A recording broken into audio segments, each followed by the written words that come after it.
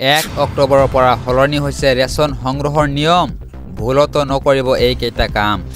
Ration কাৰ্ডৰ লাখ লাখ হিতাধিকাৰীৰ বাবে আহিছে ডাঙৰ খবৰ। 1 অক্টোবৰৰ পৰা সলনি হ'ব ৰেচন লোৱাৰ নিয়ম। সম্পূৰ্ণ নতুন পদ্ধতিৰে ল'ব লাগিব ৰেচন। চাউলৰ লগতে প্ৰতিগৰাকী হিতাধিকাৰীয়ে পাব চেনি, দাইল আৰু নিমখ। মুঠ 4বিধ সামগ্ৰী লাভ কৰিব ৰেচন কাৰ্ডৰ গৰাকীয়ে। বজাৰ দৰতকৈ কম দামত লাভ কৰিব ৰেচন। প্ৰতি কেজি চেনি লাভ কৰিব মাত্ৰ 38 টকাত। প্ৰতি কেজি মচুৰ দাইল লাভ কৰিব মাত্ৰ 69 টকাত। প্ৰতি কেজি নিমখ লাভ কৰিব মাত্ৰ 10 টকাত। আজিৰ পৰৱৰ্তী গুৰুত্বপূৰ্ণ খবৰ। মুছলমান ৰাইজৰ মহাসংকল্প। যিমানে উচ্ছেদ চলিব সিমানে ভয়ংকৰ হ'ব প্ৰতিবাদ। 1 কোটি মুছলমানৰ প্ৰতিবাদেৰে কঁপাব অসম। উচ্ছেদৰ মাজতে হাজাৰ হাজাৰ মুছলমানে দেখুৱাইছে শক্তি। হাজাৰ হাজাৰ মুছলমান একত্ৰিত হৈ ল'লে মহাসংকল্প। যিমানে উচ্ছেদ চলিব সিমানে অধিক ভয়ংকৰ হ'ব প্ৰতিবাদ। উচ্ছেদ বন্ধ নকৰা পৰ্যন্ত প্ৰতিবাদ বন্ধ নকৰাৰ হুংকাৰ। 1 কোটি মুছলমানৰ প্ৰতিবাদেৰে কঁপাব সমগ্ৰ অসম। আমছুৰ নেতৃত্বত ওলাই আহিছে হাজাৰ হাজাৰ লোক। মোবাইলৰ ফ্লাছ জ্বলাই সাব্যস্ত কৰে উত্তাল প্ৰতিবাদ। আমছুৰ নেতৃত্বত হাজাৰ হাজাৰ মুছলমানে সাব্যস্ত কৰে এই প্ৰতিবাদ। বাক্সাৰ চলিকান্দা ঈদগাহ ময়দানত আছিল আমছুৰ শপত গ্ৰহণ অনুষ্ঠান। শপত গ্ৰহণ অনুষ্ঠানতে আমছুৱে সাব্যস্ত কৰে এই তীব্ৰ প্ৰতিবাদ। আজিৰ পৰৱৰ্তী গুৰুত্বপূৰ্ণ খবৰ।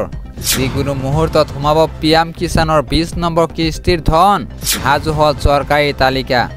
আজিয়ে কৰক এই কাম। যিকোনো মুহূৰ্তত সোমাব পাৰে PM কিষাণৰ 20 নম্বৰ কিস্তিৰ ধন। 2 আগষ্টত PM কিষাণৰ প্ৰত্যেকজন হিতাধিকাৰীয়ে পাব 20 নম্বৰ কিস্তিৰ ধন।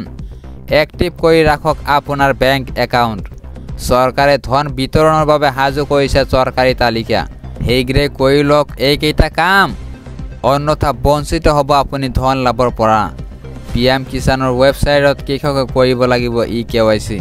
তালিকাত নাম আছেনে নাই চাবলৈ মুকলি হোৱা ৱেবছাইট। অফিচিয়েল ৱেবছাইটৰ ফাৰ্মাৰ্ছ কৰ্ণাৰত প্ৰৱেশ কৰক। বেনিফিচিয়াৰী লিষ্টত গৈ চাব পাৰিব আপোনাৰ নাম। হিতাধিকাৰীৰ বাবে মুকলি কৰা হৈছে টল ফ্ৰী নম্বৰ। যিকোনো সমস্যা হ'লে দিব পাৰিব অভিযোগ।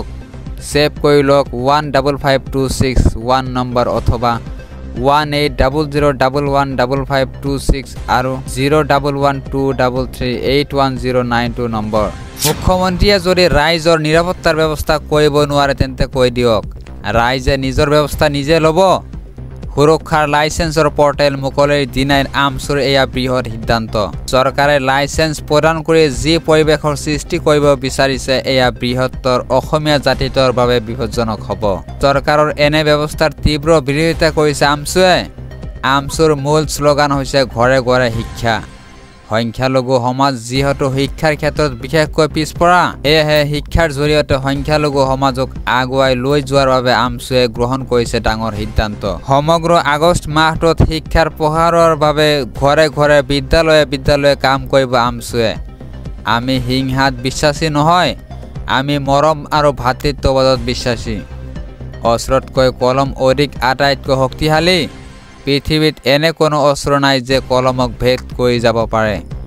এই মন্তব্য কৰিছে আমছুৰ সভাপতি ৰেজাউল কৰিম চৰকাৰে। সুৰক্ষাৰ লাইচেন্সৰ পৰ্টেল মুকলিৰ দিনাই আমছুৰ এয়া বৃহৎ সিদ্ধান্ত। আজিৰ পৰৱৰ্তী গুৰুত্বপূৰ্ণ খবৰ। জুম্মা নামাজৰ পিছতে মছজিদত পৰিল বুলডজাৰ। কান্দি কান্দি হাহাকাৰ উচ্চাৰিত মুছলমানৰ। আদায় কৰিলে অন্তিমটো নামাজ। জুম্মা নামাজৰ পিছতে মছজিদত পৰিল বুলডজাৰ। কান্দি কান্দি হাহাকাৰ উচ্চাৰিত মুছলমানৰ।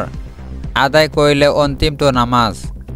চৰকাৰী ভূমি বেদখল কৰি সাজিছিল মছজিদটো। মছজিদ হেৰুৱাই এতিয়া হাহাকাৰ কৰিছে মুছলমানসকলে। আমি ক'ত নামাজ আদায় কৰিম? উৰিয়াম ঘাটৰ 2 নং মধুপুৰ মছজিদত আদায় কৰিলে অন্তিমটো নামাজ। নামাজ আদায়ৰ পিছতেই চলিল উচ্ছেদ অভিযান।